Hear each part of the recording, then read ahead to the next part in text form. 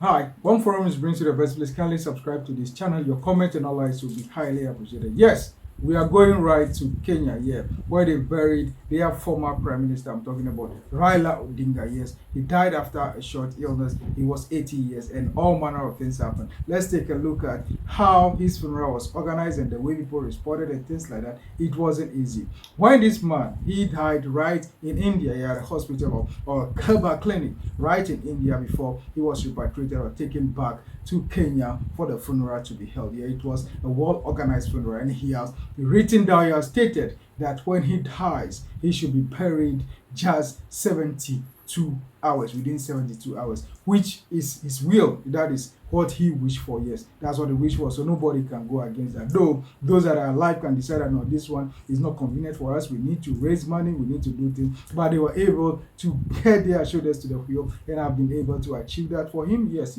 within that period. No one knows exactly the time that he died, but plus or minus, they fall in or they were able to bury him within the 72 hours. That is how it is. That is the wish of the dead.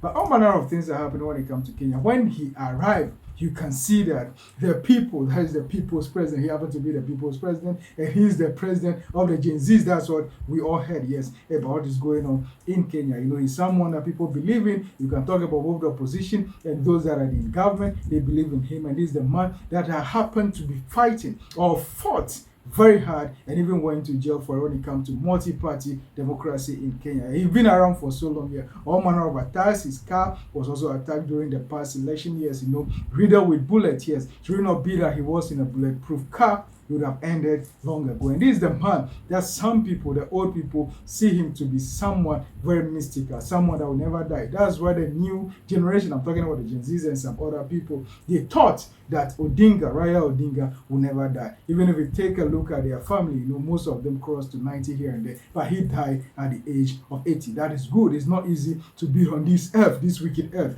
until 80 years. Yeah, he suffered some few issues, though the hospital, the clinic in India was unprofessional in putting all those things out. We will not do exactly that. We heard about all manner of things that they said as the doctor in charge, all manner of things that they said, but maybe they did not know exactly who Riala Odinga was. That's why they put all manner of things over there. That is why there is this saying that it's not any time that they put a mic before you that you talk. But I think their family will kindly overlook that or pardon them for that. They disclose all manner of things, say all manner of things, the sicknesses from the health, from the head to toe and things like that. All those things are supposed to be confidential, but they put it there. But the news is he has been buried, he has been given the state honor, he has been given a state burial. Yes, that is something that's never happened before. When you take a look at Kenya, even his father wasn't given a state burial because of one reason or the other. If your opposition or if you're someone that is against you is in power, definitely you cannot be given or granted a burial that will befit you as someone that is a statesman. So he wasn't given a state burial, that is his father, but he had been given a state burial by the incumbent president. I'm talking about Ruto himself. Yeah, that is something that he did splendidly well. He was involved, whatever it is. All manner of rumors have been all over the place. But even before he died, I'm talking before Riala died, they reconciled, they met, and they had a handshake, what they call in their palace, a handshake, yes. So one way or the other, they were in talking terms and they were doing things together here and there before he died. That is how sweet it is. Should it be that they were still arch enemies before how it was during the election or the election as well as the preparation towards the election? It wouldn't have been beautiful. But they all came together, both the opposition and the incumbent government. They came together and gave him a befitting burial. They were able to meet the 72 hours. The president himself was there. His Excellency Ruto himself was there, and he made a presentation that yes, even during his last days, he shared his condition, how his health is deteriorating, even his voice is going down and things like that. So he was privy to a lot of things that were happening at that time, and he was concerned. They put everything on hold because it's not easy for you to put the whole country on hold just because someone said that if I die, bury me between or within 40, that is 72 hours. It's not easy to. So they put everything on hold and organized a befitting burial for him. But come and see when the plane that was carrying the Kenya Airways plane that was carrying him from India, when it landed, come and see human beings. The civilians I'm talking about, his community people, because they diverted the route of the plane to land in a community that will be close by, so that moving to his village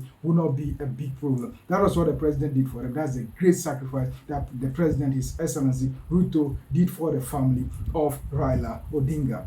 Yes, a lot happened when it comes to those that presented their statement, tributes, and things like that. People touted him as someone, a great man. Yeah, he was a great man because it's not easy. He survived all manner of assassinations, he survived all manner of political regime and reigns. Is not an easy thing. And he went to prison for what he believed in and things like that. Yeah, well, he went on exile for many years, also about 9 years in Norway before he came back. That should tell you that this is the man that loved his country and was ready to die for the country. May his soul continue to rest in perfect peace. Now, what to be the legacy of Riala Odinga? I know his party, yeah, the party is still there. Martha herself is there as the deputy, as they stood together and against the incumbent Ruto. Yeah, Martha is there. Let's see. But last she was making some comment that all the people are saying things here and there. But let's see how the party will be able to come together. For now, they put one of his family members, one Odinga, in charge of the party. Let's see how they will be able to build a party together. Most often than knowing things like this, and the